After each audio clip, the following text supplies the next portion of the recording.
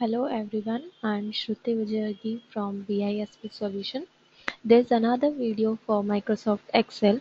In this video, we are going to learn about the payment functions of Microsoft Excel. In the payments category, there comes a 6 functions. The first one is the CUMIPMT function, second CUMPRINC function, third IMIPMT function, fourth ISPMT function, next PMT function and PPMT function. So in this video, I am going to explain you the first 3 functions of payment. First one is the CUMIPMT function.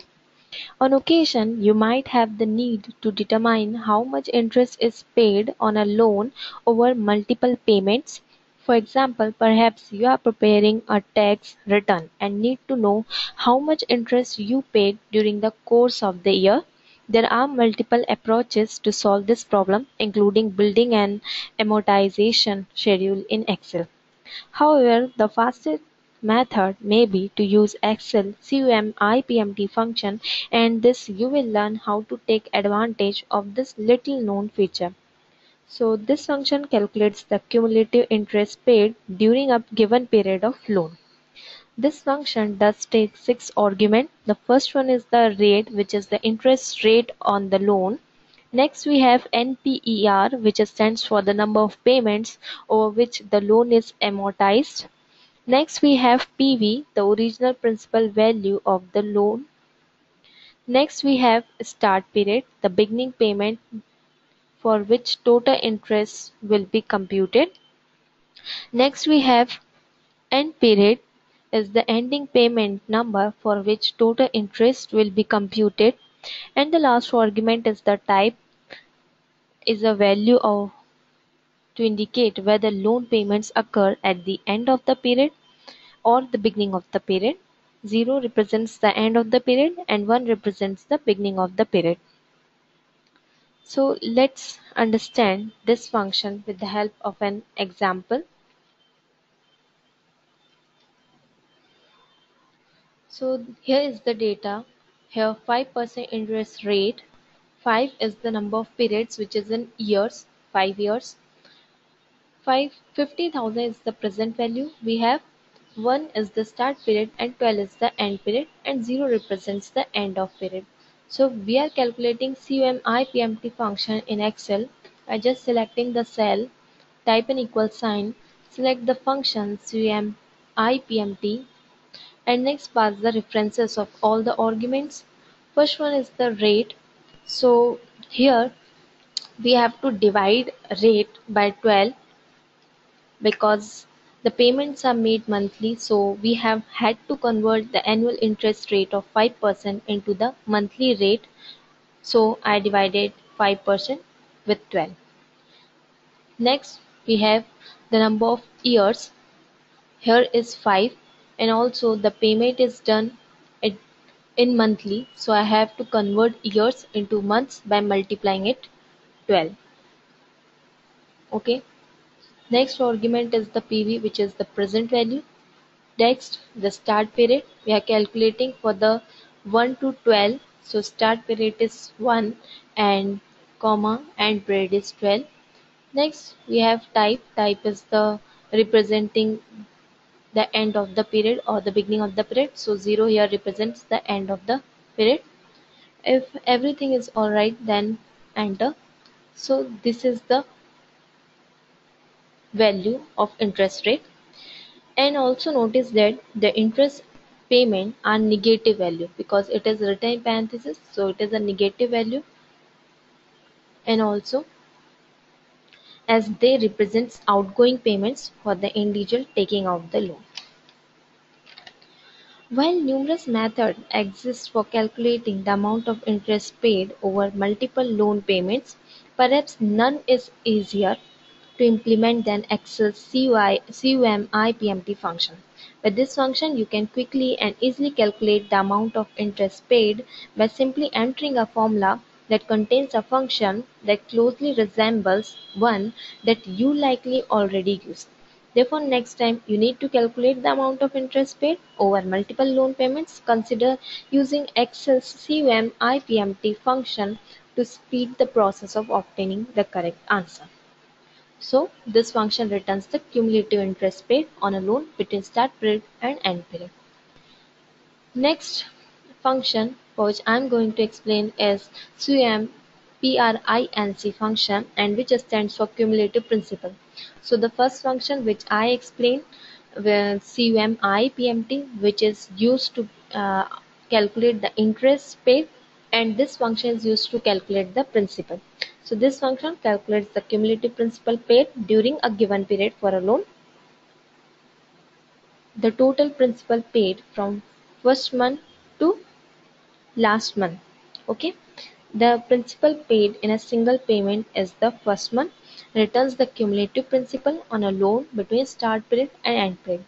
So this function does take the same arguments which I explained for the CUM IPMT function. The first one is the rate, which is the interest rate. NPR is the number of periods over which you want to calculate loan. Then we have the PV, which is the present value of the loan. Then we have the start period, the beginning payment, so which total interest will be computed, and the end period is the ending payment number for which total interest will be computed. And last we have the type, which represents the payment method, which is the end of the period or the beginning of the period. So this is the same function, just giving the output different, because the first function gives the output of interest and this function gives the output of principal. So we have data: 9% annual interest rate, 30 is the year of loans, 1,25,000 is the present value. We are calculating our principal from first to 30th years. So the start period is 1 and the end period is 30, and the payment is made at the end of the period. So here value 0 for the type argument. So select the cell, type an equal sign, select the function CUMPRINC function, passes the references of all arguments. First one is the rate, also it should be converted into month because the payment is done in months. So we have to convert it by dividing 12, then putting comma, pass the number of years. Here also the payment is done in month, so we have to convert it. So I multiplied this value into 12. Then the present value, comma, start period, comma, end period, comma, type.